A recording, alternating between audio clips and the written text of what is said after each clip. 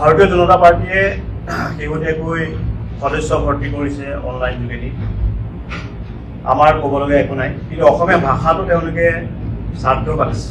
তেওঁলোকে মই কেইবাখনো হৰ্ডিং আৰু পোষ্টাৰত তেখেতসকলক লিখা দেখিছোঁ যে সদস্যতা ভৰ্তি অভিযান।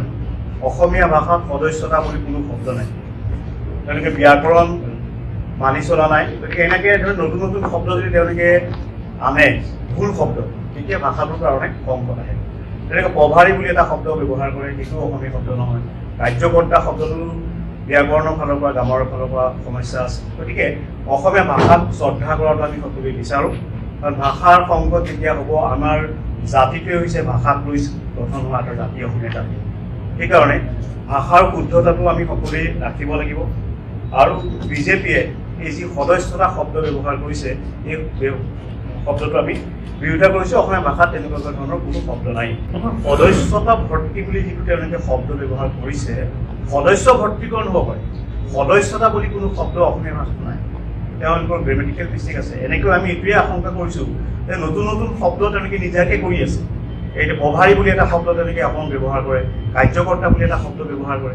এই শব্দবিলাক আচলতে ভাষা বিশেষজ্ঞসকলৰ দ্বাৰা পৰীক্ষা কৰিব লাগিব। আমি জনাত সদস্যতা বুলি কোনো শব্দ নাই, কিন্তু তেওঁলোকে অফিচিয়েলি সদস্যতা শব্দটো ব্যৱহাৰ কৰিছে। আমি তাৰ বিৰোধিতা কৰিছোঁ। অসমীয়া ভাষাটো তেওঁলোকে নষ্ট কৰিব নোৱাৰে, আৰু অধিকাৰ নাই।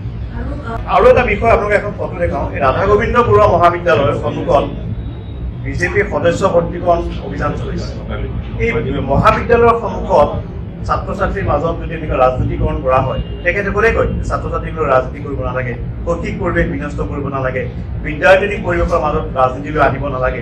কিন্তু এওঁলোকক চাওক যে ৰাধা গোবিন্দ বৰুৱা মহাবিদ্যালয়ৰ সন্মুখত তেওঁলোকে কেনেধৰণৰে সদস্য ভৰ্তিকৰণ অভিযান চলাইছে, চব ছাত্ৰ ছাত্ৰী। এই কথাবিলাকো নিশ্চয় আপোনালোকৰ মাজত চৰ্চা হ'ব লাগে, মানুহক সচেতন কৰিব লাগে। এই কথাবিলাকো জানিব লাগে। এজন পঢ়ি থকা যুৱক যদি তেওঁ 18 বছৰ হৈ গৈছে, তেওঁ নিশ্চয় সদস্য হ'ব পাৰে দলটো। আমি সেইটো কথাত আপত্তি কৰা নাই। কিন্তু কথাটো হ'ল যে মহাবিদ্যালয়ৰ সন্মুখত এনেকুৱা ধৰণৰ ৰাজনৈতিক সদস্য ভৰ্তিকৰণ প্ৰচাৰ চলিব লাগে নে নালাগে, সেইটো আমি কি আদৰ্শ লৈ বা নতুন পুৰুষক আমি কি আদৰ্শ দিম, সেই বিষয়বিলাক চাব লাগে।